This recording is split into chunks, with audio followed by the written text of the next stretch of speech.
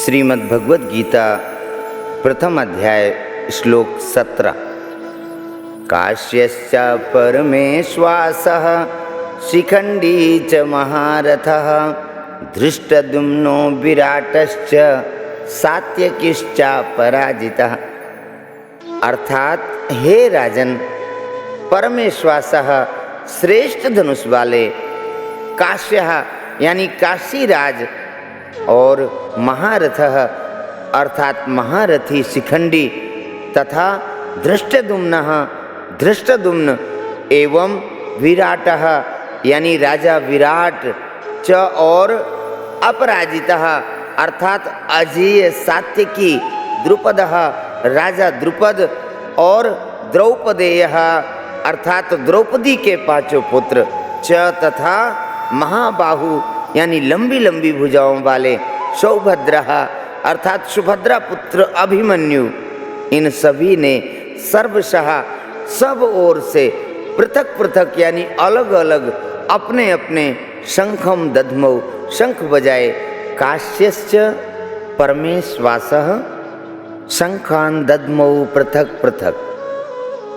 महारथी शिखंडी बहुत शूरवीर था।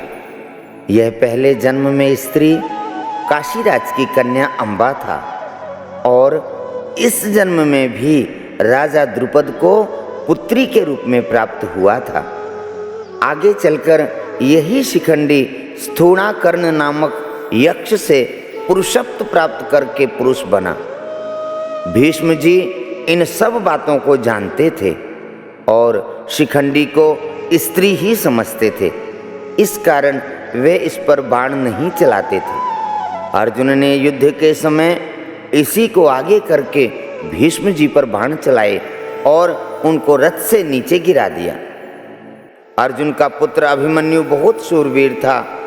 युद्ध के समय इसने द्रोण निर्मित चक्रव्यूह में घुसकर अपने पराक्रम से बहुत से वीरों का संहार किया। अंत में कौरव सेना के 6 महारथियों ने इसको अन्यायपूर्वक घेर कर इस पर शस्त्र अस्त्र चलाए। दुशासन पुत्र के द्वारा सिर पर गदा का प्रहार होने से इसकी मृत्यु हो गई। संजय ने शंखवादन के वर्णन में कौरव सेना के शूरवीरों में से केवल भीष्म जी का ही नाम लिया और पांडव सेना के शूरवीरों में से भगवान श्री कृष्ण, अर्जुन, भीम आदि 18 वीरों के नाम लिए।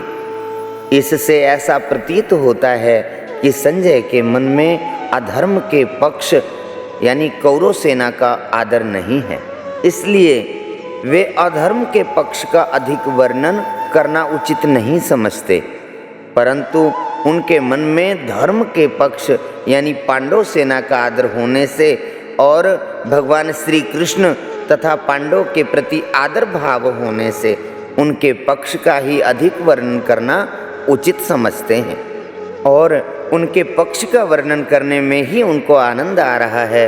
बोलिए श्री कृष्णचंद्र भगवान की जय।